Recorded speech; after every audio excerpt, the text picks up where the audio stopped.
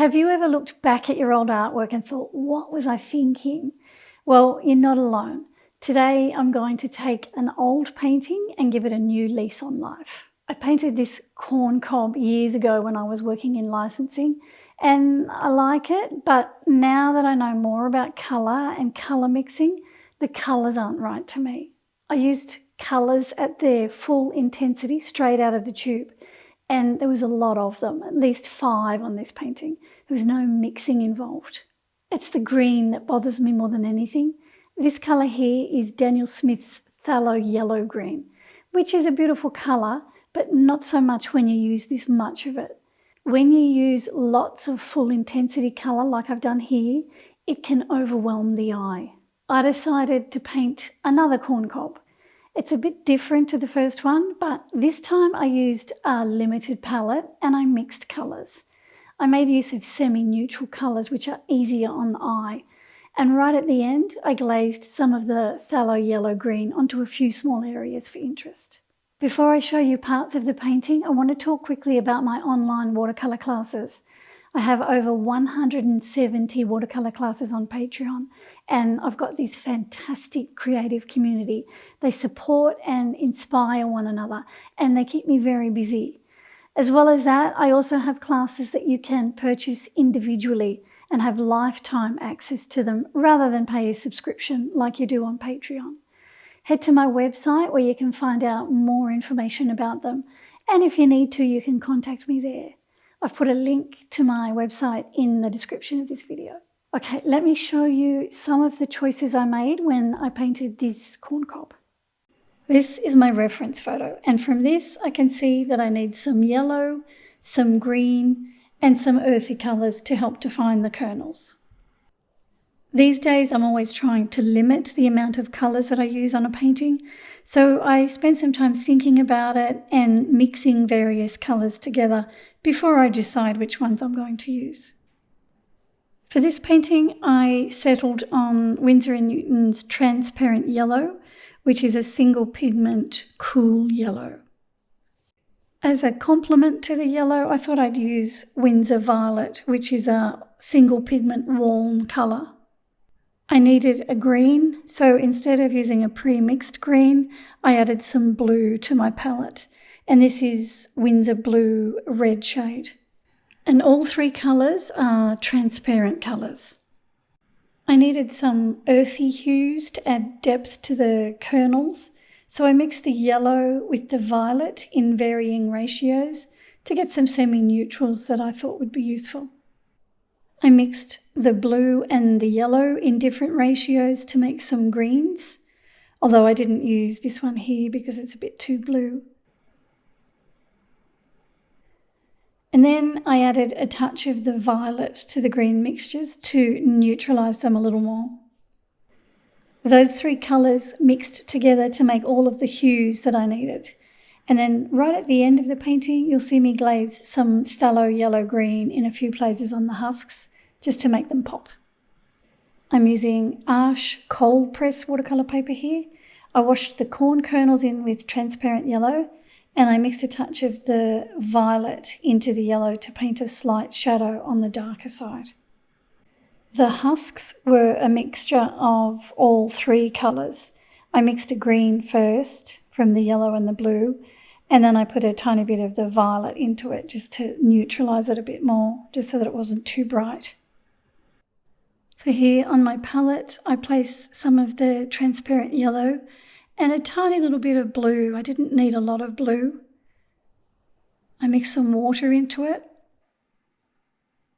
And then to neutralise it further, I added tiny little bits of the Winsor Violet until I got a colour that I was happy with. A little bit more blue as well. It's a bit yellow to begin with. So I just kept adding it gradually. And this first wash is the lightest colour that I see on the husks. I'll work over with some darker colour in places. I really liked the blooms that I had included on my first painting, so here I'm adding some water to the drying pigment to create some blooms.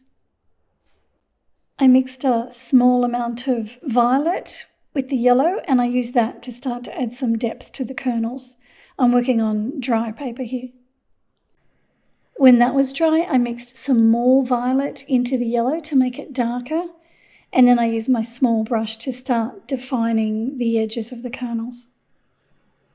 Using a mixture of the three colours, so the yellow, the blue and the violet, I made a dark green, and I started to paint the detail onto the leaves. So I mixed the green first from the yellow and the blue, and then I added small amounts of violet until I arrived at the colour that I wanted. So here I'm working on wet paper. I'm using a fairly large brush because I want to get the paint on there quickly and I don't want to fuss with it. I can always come back over the top of this on dry paper if I need to add some more detail. Here you can see how that light first wash is showing through in the lightest areas.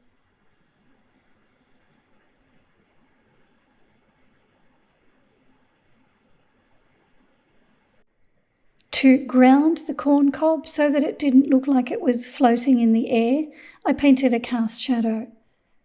I chose violet here because I thought it would complement the yellow nicely. But I didn't want to use it straight out of the tube at its full intensity.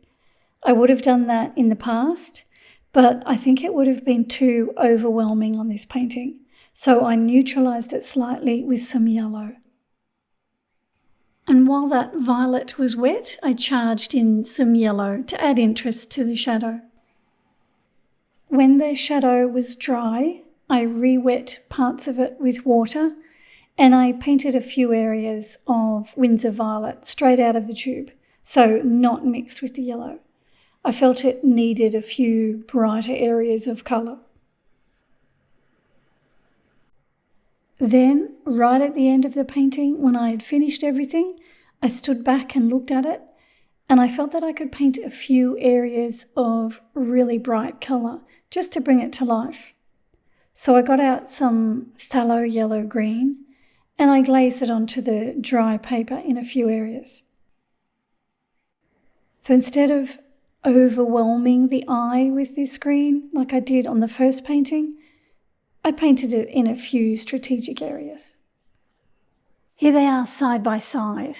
Now some of you might prefer the earlier painting on the left with its bright colours, and that's okay, I like it too. I just want you to know that I didn't intend for it to be that bright. It was painted like that because I wasn't confident mixing colours, and I didn't give colours much thought back then. Now I like to make use of semi-neutral colours for a large part of the painting, and I try to use colours straight out of the tube sparingly. I hope this has been helpful to you. Thanks for watching. I'll see you in the next one. What was I thinking? No. Have you ever looked? Now, have you ever looked? Come a little bit more. Yeah. Just from full intensity. And I'll go back to that. This colour here is Daniel Smith's. No. I just want you to know. I want you to know.